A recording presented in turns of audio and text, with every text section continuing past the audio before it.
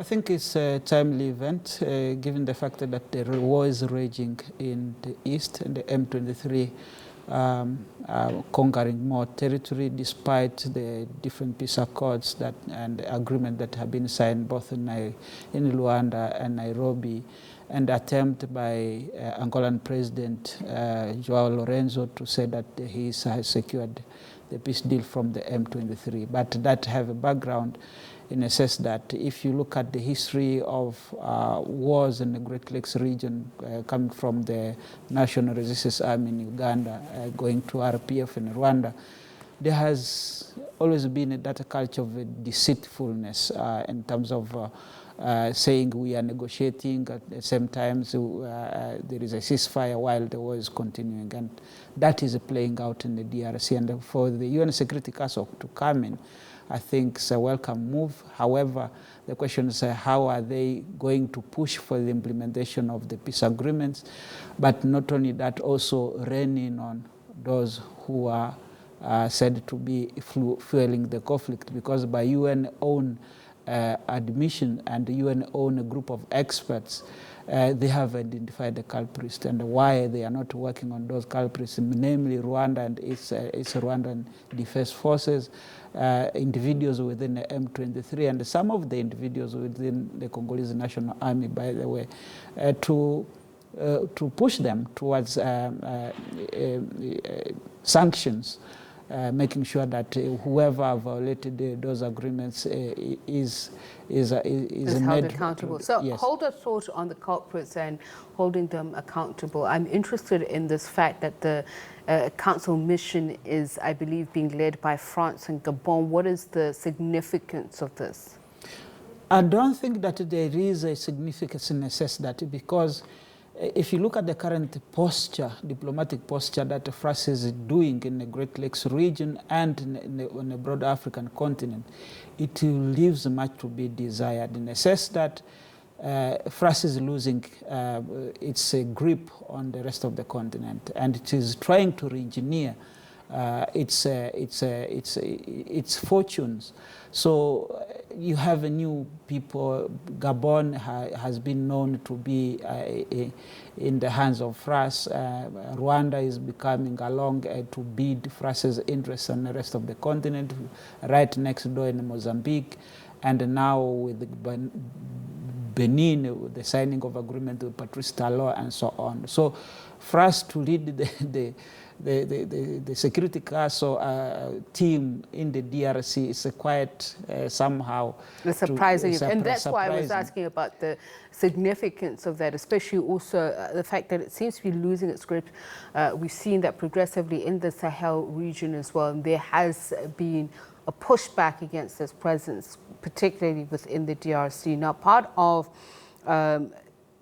this visit occurs against the backdrop of also checking on the electoral processes. We saw that the electoral commissioners written to President Tshisekedi speaking about the readiness of elections. How important is this? But I also want you to talk to me about the history of the UN's deployment, MONUC and others in the DRC. You spoke about holding the culprits accountable, and that the UN has been privy to this. It also, I think, comes against the backdrop of more recent reports of continued sexual abuse of vulnerable people in particularly Eastern Democratic Republic of Congo. Well, the UN has been there for much of what is happening to the Congo. The UN is present, and the UN, to your own information, they get daily briefing on what is happening on the ground. It's not that the UN is not aware of what is happening there. And when we want to talk about things like sexual violence and so on, those are the after effects of war. In as much as providing aid, by the way, the people of the Congo do not need aid.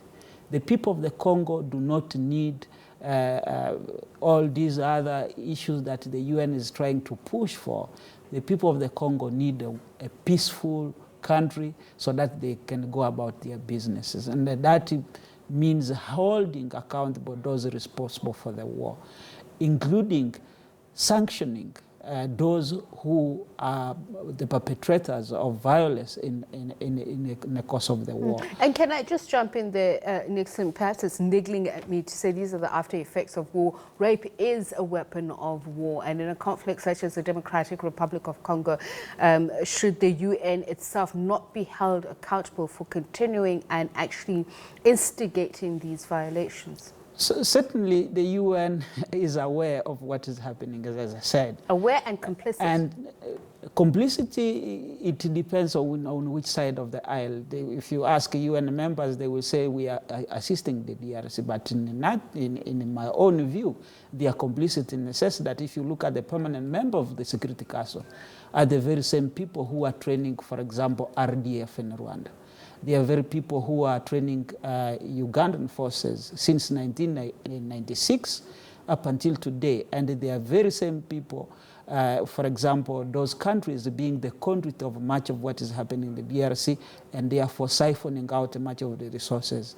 This does not also absolve the responsibility of the Congolese government in trying to making sure that they guarantee the only basic principle of any state's existence to guarantee its borders and secure the citizens of that country. That has been a challenge. But of course, there are multi-layered aspects to that, the reason why the DRC seems to be failing on what it is supposed to do as a state. And it is at the backdrop of what is happening. Now the UN, having a strong force of about over than 20,000 personnel, spending over than $2 billion a year. That is a massive. Why has it failed? We're running out of time, Nixon, and it's unfortunate, but can the UN speak objectively about the security situation in the DRC and, more importantly, the election processes?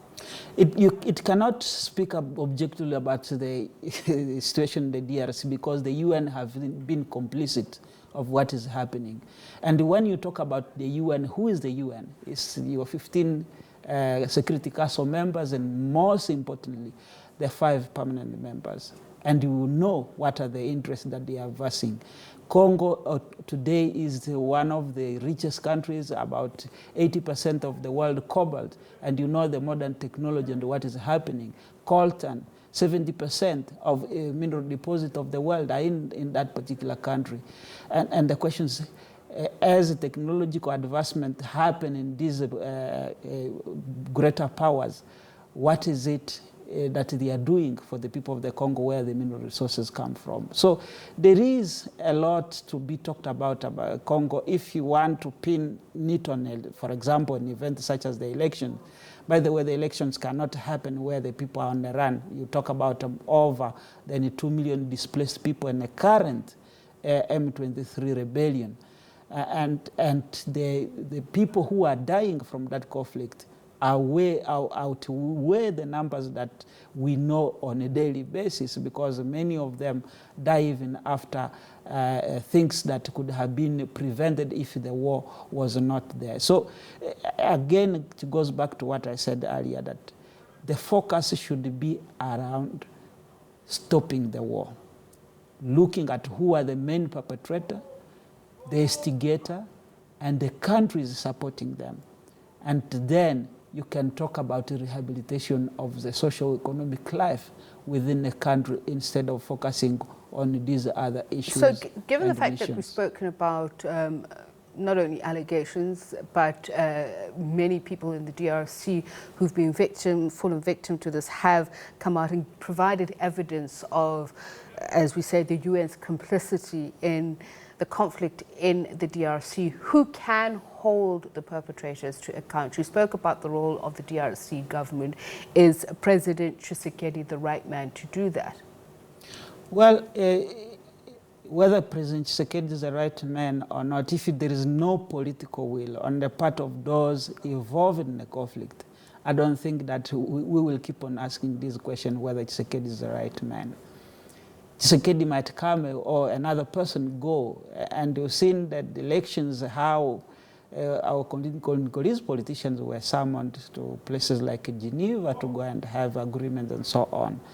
Until such a time, the Congo itself have a leadership that is responsive towards its citizen, but also which is able to stand up, and the Congo be allowed to have an independent foreign policy without interference that we have seen in the politics of the country, but also allowing the peace to prevail. We will be reverberating around the same questions, whether we have the right leaders in the country or not, and whether the conflict will end, whether the humanitarian situation, how far the humanitarian situation is, and so on. The problem here is looking at the geostrategic nature of the Congolese territory and its resources, and then look at how does it align with the rest of the world, and how can then institution of the state be built around that to support the images of the Congo from the political Congo that is find itself, but also the security situation, but also the neighbors. The international community have to call on the neighbors. If you want the conflict to stop, speak to Rwanda. Why are you pushing for this narrative around protecting Tutsis and so FDLR? Why is it not the same issues being told to Paul Kagame to say, no, you are pushing the FDLR narrative, why don't you talk to the FDLR in as much as you're pushing the Congolese government to talk to the M23? So there is what I would call diplomatic approach of what I would name a diplomacy of double speak. On the other hand, you have an international community saying, no, you must negotiate, the perpetrator must be held accountable. But on the other hand, on the other side, those whom the UN itself have said that they are perpetrating violence, including fueling the conflict, such as Rwanda and its armed forces in the DRC, they are not being held accountable. Instead, what we see, that the European Union funding Kigali. Why? Because of the invested interest that they have in terms of things like Total and many other vested economic interests that have come, and this come at a detriment of the Congolese society and the Congolese population at large.